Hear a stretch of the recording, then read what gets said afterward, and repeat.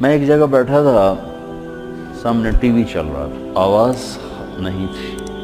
میں نے دیکھا ایک نوجوان ناچ رہا ہے، ڈانس کر رہا ہے ساحل پر، اور اس کے ساتھ 10-12 لڑکیاں وہ بھی ڈانس کر رہی ہیں۔ میں نے دیکھا بہت خوبصورت نوجوان ہے۔ مجھے خیال آیا یہ جو اتنی بڑی گمراہی میں ہے اس کو ہدایت کیسے ملی، اور کون اسے جا کر اللہ کا پیغام سنائے گا۔ یہ وہیں بیٹھے بیٹھے ایک اس کی خوبصورتی اور جوانی پہ رحم آیا، ایک اس کے پلٹا کھانے کو میں نے بہت مشکل سمجھا۔ خیال آ کے گزر گیا، میں وہاں سے اٹھ گیا۔ کچھ دن اس کا نقش میرے دل دماغ پر رہا، پھر محو مٹ گیا۔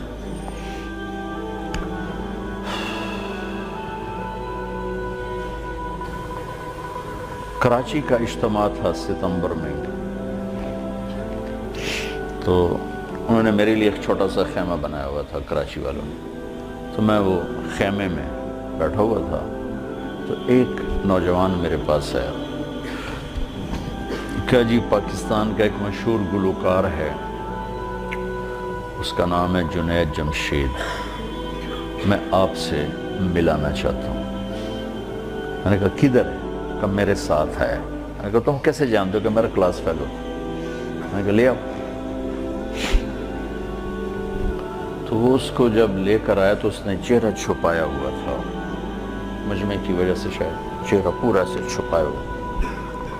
میرے سامنے آ کے بیٹھا اور یوں کھولا تو وہ وہی نوجوان جس کو میں نے اسکرین پر ناچتے دیکھا تھا۔ میں نے کہا آپ کا نام؟ کہا جی جنید جمشید۔ میں نے کہا کیا کرتے ہو؟ کہا میرا موسیقی سے تعلق ہے۔ میں نے کہا گاتے ہو یا بجاتے ہو؟ کہا جی میں گاتا ہوں۔ کہ یہ جو دل دل پاکستان ہے یہ میں نے گایا ہے۔ اچھا وہ تو بہت مشہور ملی نغمہ ہے۔ کہاں جی وہ میں نے گایا ہے۔ اچھا، اس کے بعد میری اس سے کیا بات ہوئی، اب 20 برس ہونے کو ہیں، یاد نہیں۔ تاثر یاد ہے کہ اس نے آگے کیا جواب دیا۔ کہنے لگا میرا جی چاہ رہا ہے آپ بولتے رہیں اور میں سنتا رہوں۔ مجھے لگ رہا ہے جیسے کوئی میرے زخموں پہ مرہم رکھ رہا ہے۔ میرا ایک اور دوست بھی ہے، میں چاہتا ہوں میں اس کو بھی لے کر آؤں، سلمان، وہ بھی آپ کی باتیں سن۔ پھر تھوڑی دیر بعد اس نے کہا میں ایک سوال کرتا ہوں۔ ایک پاکستانی نوجوان جس گلیمر کو، گلیمر کہتے ہیں رعنائی، عیاشی، دنیا کی موج میلہ، جس موج میلے کو ایک پاکستانی نوجوان خواب میں دیکھتا ہے وہ مجھے حقیقت میں حاصل ہے، میرے پاس۔ لیکن اس کے باوجود میرے یہاں اندھیرا ہے، کیا یہ میرے یہاں اندھیرا ہے، یہ دل خالی ہے۔ مجھے یوں لگتا ہے میں وہ کشتی ہوں جس کا کوئی ساحل نہیں، جس کا کوئی گھاٹ نہیں، بے منزل مسافر ہوں۔ اچھا، بے منزل مسافر، یہ ایسا کیوں ہے؟ میری تو ہر خواہش پوری۔ میں نے کہا اللہ تعالیٰ نے انسان کو 2 چیزوں سے بنایا ہے، ایک جسم ہے، ایک روح ہے۔ ان دونوں کی ضروریات الگ الگ ہیں۔ جس کی ضرورت پوری نہیں ہوگی وہ فریاد کرے گا۔ جسم کو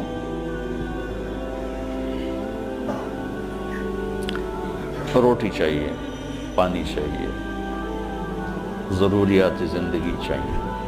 ان میں سے جو چیز بھی اس کو نہیں ملے گی وہ فریاد کرے۔ روح نہ عورت کو جانتی ہے، نہ روٹی کو جانتی ہے، نہ پانی کو جانتی ہے، نہ موسیقی کو جانتی ہے۔ روح ایک اللہ کا امر ہے جو صرف اللہ کو جانتا ہے۔ اسے اللہ چاہیے، اسے اللہ کا رسول چاہیے۔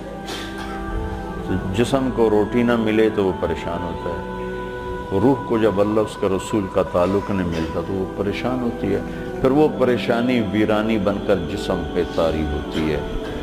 پھر ہم اس کو دور کرنے کے لیے اس سے اور بڑی عیاشی میں جاتے ہیں کہ شاید ابھی کچھ کمی ہے، وہاں اس کی بھوک اور بڑھتی ہے، وہ اور فریاد کرتی ہے، پھر ہم اس سے بڑی عیاشی میں جاتے ہیں، پھر اس کی بھوک اور بڑھتی ہے، وہ اور فریاد کرتی ہے۔ اس قسم کا مضمون تھا، اس وقت ذرا تفصیل سے تھا، خلاصہ یہ۔ اور میں نے کہا اس کی مثال ایسے کہ درد ہو اس گھٹنے میں اور دوا لگے اس گھٹنے میں تو دوا بھی جا رہا ہے اور درد بھی نہیں جا رہا. دوا لگ رہا ہے، درد نہیں جا رہا. کیوں؟ جہاں درد ہے وہاں دوا نہیں، جہاں دوا لگ رہا ہے وہاں درد کوئی نہیں، تو آرام کیسے آئے گا؟ تو یہ بے چینی، کرب، یہ تو روح میں ہے اور ہم اسے دور کرنا چاہتے ہیں. جسم کی ضرور موسیقی، کھانا پینا، 5 اسٹار ہوٹل، گلیمر، موج میلہ، پروٹوکول، یہ تو سب جسم کی چیزیں. روح کو ان سے کیا سروکار؟ لیکن جس دن اسے غذا ملے گی، ایک دم منزل بھی ملے گی، راستہ بھی نظر آئے گا، ساحل بھی نظر آئے گا، گھاٹ بھی نظر آئے گا اور منزل مقصود کا بھی پتہ چل جائے گا.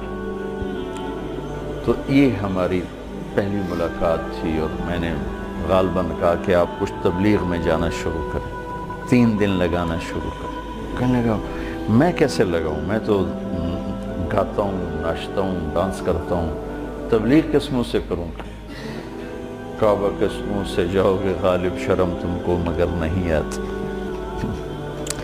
میں کہا یہ تو دوا ہے. تو پہلے دن دوا کھانے سے آرام آتا ہے؟ مسلسل دوا کھاتے کھاتے کھاتے بیماری دبنا شروع ہوتی ہے اور اللہ تعالیٰ اسے ٹھیک کر دیتا ہے.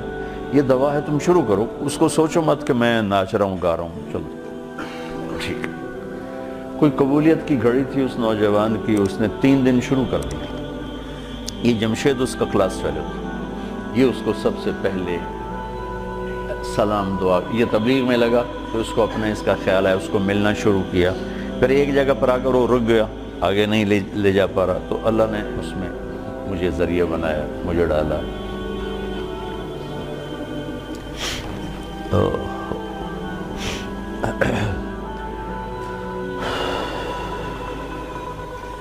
نومبر 1997 میں 4 مہینے کے لیے میری تشکیل ہو گئی امریکہ. مستورات کی جماعت، میں اور اہلیہ اور لاہور کی جماعت تھی. میں لاس اینجلس میں تھا تو میں نے اسے فون کیا. تو اس زمانے میں یہ CLI پر نمبر نہیں آتا تھا، تو اور یہ اتنے موبائل فون یہاں اتنے تھے بھی نہیں، دوسرے فون تھے. تو میں نے اس کا فون نمبر لے لیا تھا، تو میں نے اس سے لاس اینجلس سے فون کیا. کہنے لگا آپ کہاں سے بول رہے ہیں؟ میں نے کہا میں امریکہ میں ہوں، لاس اینجلس میں. کہنے لگا نہیں، میں کہا وہیں سے ہوں. کہا قسم اٹھائیں، قسم اٹھائیں. میں نے کہا چھوٹی سی بات پہ کیسے قسم اٹھاؤں؟ کہا نہیں یہ بہت بڑی بات ہے. میں نے کہا کیوں؟ اور میں ساری دنیا پھرتا ہوں، کبھی اپنی بیوی کو فون نہیں کیا، اب مجھے فون کیسے کر رہے ہیں؟ میں نے کہا یار تم سے محبت ہو گئی تھی اس لیے فون کر رہا ہوں. بس اس ایک فون نے نا اس کے دل میں میری محبت ڈالی. میں جب یہ حج پہ جاتا ہوں میرا 60-70 ہزار روپیہ صرف فون کا بل ہوتا ہے. 3000 تقریباً ریال میرا ہر سفر میں 15-20 دن میں میرا فون کا ہوتا ہے کہ میں ایسے فون کرتا رہتا ہوں. وہاں کا فون وہ ہزاروں بیانوں سے بڑھ کر ہوتا ہے. بیان تو چھوٹی سی چیز ہے. مولانا نیاز صاحب رحمۃ اللہ علیہ فرمایا کرتے تھے کہ تبلیغ میں بیان کا اتنا ہی حصہ ہے جتنا جسم میں زبان کا. 6 فٹ کے جسم میں 5 فٹ 10 انچ 8 انچ کے جسم میں 2 انچ کی زبان ہے. اتنا ہی تبلیغ میں زبان کا حصہ ہے، بول کا، بیان کا. باقی لوگوں کو دل لینے کے لیے پتہ نہیں کیا کیا جتن ہے. تو اس پر اتنا اثر ہوا اس بات کا کہ انہوں نے مجھے امریکہ سے فون کیا. تو پھر میں اسے پورے سفر میں فون ملاتا رہا، اب یہاں ہوں، اب یہاں ہوں، اب کیا حال ہے، اب کیا حال ہے.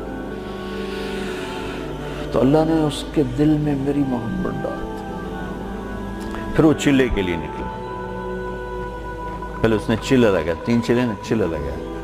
ریمنڈ آیا، ملا، میں نے بڑا پروٹوکول دیا، بہت پیار محبت ہنسا کھیلا. تو کرتے کرتے کرتے کرتے اس نے 3 چلے لگا، 3 چلے کے لیے نکل پڑا. یہ غالباً 2001 یا 2 اس کا مجھے پورا یاد نہیں ہے. تو اس وقت یہ 3 چلے کے لیے نکلا. تو اس نے مجھے بالا کوٹ سے فون کیا کہ مولانا میں اس وقت بالا کوٹ کی ایک پرانی مسجد ہے، اس میں ہماری جماعت ہے، باہر فرش ٹوٹا ہوا ہے، اس پر ایک پھٹی ہوئی چٹائی ہے، اس پر میں لیٹا ہوا آپ کو فون کر رہا ہوں، اور جس سکون چین کو میں 5 اسٹار ہوٹلوں میں ڈھونڈتا تھا وہ مجھے یہاں اس ٹوٹی ہوئی مسجد اور پھٹی ہوئی چٹائی پہ مل چکا ہے۔ مجھے یوں لگ رہا ہے میں ہوا میں اڑ جاؤں گا، بعین ہی اس کے یہ الفاظ تھے۔ تو میں نے کیا جواب دیا یاد نہیں، لیکن غالباً میں نے یہی کہا کہ اب روح تک اس کی غذا پہنچ گئی تو موج ہو گئی۔ یہ اس نوجوان کا ابتدائی سفر تھا۔